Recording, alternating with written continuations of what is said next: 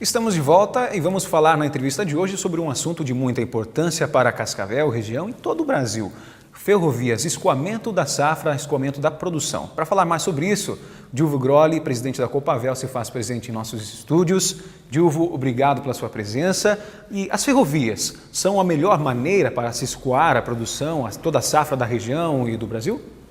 Nós temos um problema muito sério na logística brasileira, que é o custo do transporte.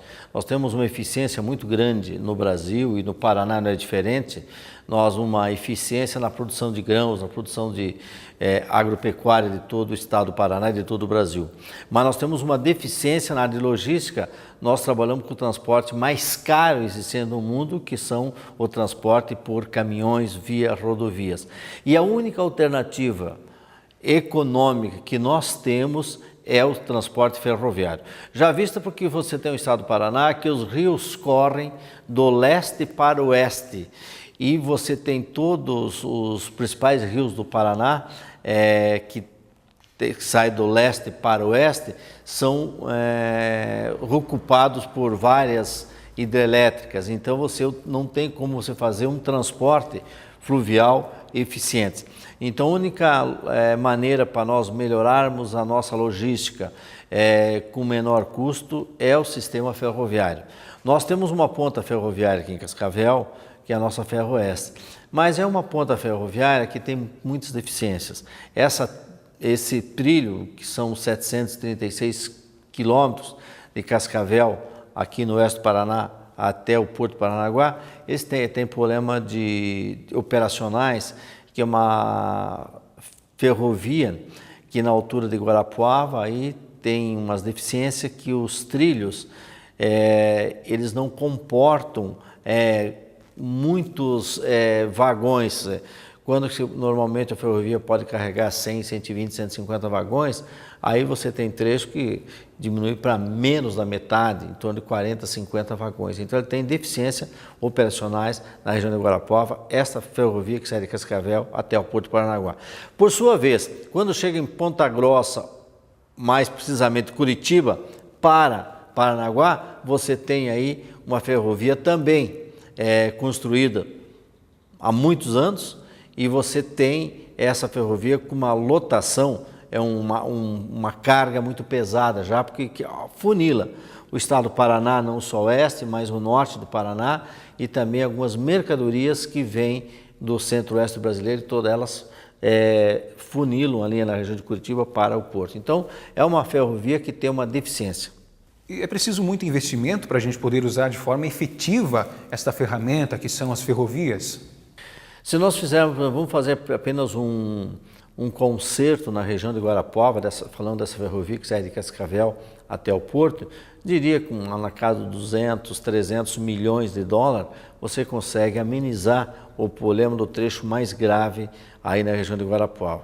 Se você pensar numa ferrovia nova ligando o oeste do Paraná como ponto de partida Cascavel até Paranaguá, para você resolver de uma vez por toda o sistema ferroviário dessa região, o investimento seria na ordem de 6 bilhões de reais. Você comentou anteriormente, presidente, que no Paraná temos um custo de transporte muito elevado. Com a ferrovia sendo utilizada de uma forma efetiva, esses custos diminuem muito? Bom, vamos fazer uma análise da seguinte maneira. Nós temos aí para levar para o porto aí nas safras, em termos de soja, milho, produto que nós exportamos em grãos e subproduto de soja também. Então vamos fazer, durante a safra, produto soja, milho, subproduto de soja, caso farelo, você tem mais de 2 milhões de toneladas para ser transportados daqui da região oeste e sudoeste até Paranaguá para destino de exportação. Se nós pegarmos 2 milhões de toneladas de grãos, numa diferença aí em torno de R$30 a tonelada, isso aí vai nos dar uma economia de 60 milhões de reais numa única safra. Você tem uma economia de 60 milhões de reais por ano. Se você considerar também a carne que sai aqui do oeste e do sudoeste do Paraná para exportação, você tem mais aí em torno de 20 mil containers por ano. Se nós colocarmos aí uma diferença de R$ 1.200 por container, diferença de custo de transporte rodoviário para o ferroviário, você teria mais aí 24 milhões de reais de economia. Então você já soma 60 da soja, do milho e os outros produtos, com mais 24 da carne, já dá 84. E você também começar a colocar na ponta do lápis a matéria-prima que vem do porto, caso dos fertilizantes, que o Brasil importa 70% dos fertilizantes usados na agricultura, e o Porto Paranaguá é o porto que mais recebe fertilizante importado. Então teríamos mais uma economia aí de uns 15 milhões de reais. Se você somar os 60 mais os 24 mais os 15 milhões, você vai chegar em 99 milhões de economia num ano, com mais outras mercadorias que você traz do porto, outras mercadorias que saem aqui do oeste do Paraná para o porto. Diríamos que nós temos uma economia economia anual acima de 100 milhões de reais. Ora, nós estamos falando num concerto na região de Guarapuava de 200, 300 milhões de reais. Isso aí é perfeitamente viável, teria um retorno num prazo muito curto. Mas quando nós tivermos uma ferrovia em condições boas, uma ferrovia moderna, não essa bitola de 1 metro que nós temos hoje, mas a ferrovia de uma bitola de 1,60 m, ferrovia maior, que dê condições de maior número de vagões por locomotiva. E aí nós temos que pensar grande, porque o agronegócio é uma coisa grande, não só no oeste do Paraná, mas no Brasil.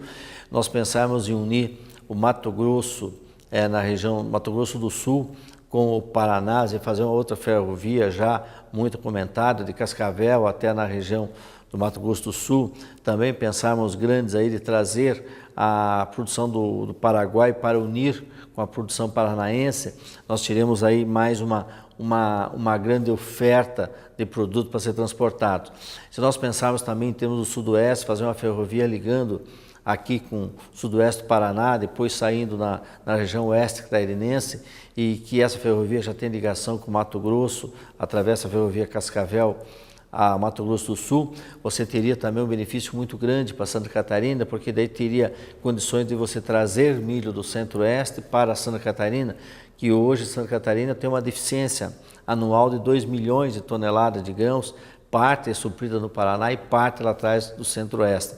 Então veja as vantagens econômicas que tem para o Brasil, e quando eu falo para o Brasil, a gente tem que falar para a produção rural, para o homem do campo. E hoje você sabe quanto representa o agronegócio. Quer dizer, 25% de tudo o PIB nacional é do agronegócio. E não é diferente aqui no Oeste. 30% dos empregos no Brasil é do agronegócio. E nas exportações, nós estamos com 41% das exportações do Brasil, e aqui do Pará não é diferente, aqui do Oeste é diferente, 41% das exportações são do agronegócio. Então, uma ferrovia aqui daria benefício anuais mais de 100 milhões de reais, perfeitamente viável, uma grande ferrovia moderna, com alto potencial de transporte. Bom, isso representa uma economia muito grande. O que está faltando? Mais interesse do governo do estado, do governo federal? Vamos parar um pouquinho para respirar. Quanto custa para tapar um buraco na BR-163? O governo não tem poder de investimento para tapar alguns buracos na BR-163. O que está faltando? Temos que respirar um pouquinho. O Brasil, de tudo que ele arrecada, o governo brasileiro, de tudo que arrecada, que é 36% da economia nacional, ele não está tendo poder de investimento para tapar os buracos da BR. Vamos esperar o quê? Que esse discurso nosso, esse nosso comentário vá a Brasília? Lá o caixa está vazio. E agora vão ter que pagar uma conta desgraçada de grande, a da Copa. Se não bastasse pagar da Copa, depois já vem a conta das Olimpíadas. E aí como é que fica? Não temos condições do buraco nem hoje, e amanhã também vai ser difícil. Nós temos que abrir o jogo, e aí que entra aquela pergunta, tu vontade política? Onde que está a vontade política? É a mudança de pensamento, de diretrizes do governo federal para chamar a iniciativa privada, capital nacional ou capital internacional, para investir. Eles vão investir na ferrovia. Eu me lembro quando, nos anos 80, o Japão investiu pesadamente nos Estados Unidos, o Japão tinha muito dinheiro disponível, e aí compraram prédios, investiram em grandes empresas americanas. E as empresas ficaram nos Estados Unidos, nenhuma foi levada embora para o Japão. Fazer uma ferrovia aqui pela iniciativa privada, capital nacional, capital internacional, só vai beneficiar nós, produtores rurais, nós brasileiros. E a empresa que investir, ela quer ter um lucro. Vamos dar o lucro para ela, mas o benefício maior é nosso, é o ganha-ganha. Então, quando você, voltando à tua pergunta, e pode-se responder claramente a tua pergunta, falta vontade política e mudança de diretrizes através de um pensamento mais moderno que já deu certo nos países desenvolvidos e por isso que eles são desenvolvidos. Porque deu certo a economia deles, porque deu certo a aplicação dos recursos que eles tinham no governo e souberam usar também os recursos da iniciativa privada. Bom, são discussões que a gente sempre vai terminar no mesmo resultado, a falta de interesse. Os políticos precisam abrir os olhos para o setor produtivo. Bom, presidente, agradecemos a sua companhia, a sua presença, as suas informações e ficamos à disposição da Copavel e de todo o setor produtivo. Eu agradeço, quero deixar um abraço, sucesso a esse programa, porque são programas que realmente interagem com o nosso homem do campo e me coloco à disposição. Parabéns pelo programa, rogo a Deus que cada dia ilumine mais todas as pessoas que vêm aqui e todos vocês que trabalham nesse programa que será de muito sucesso, eu tenho certeza, pela vontade e pela motivação que vocês estão tendo. Obrigado.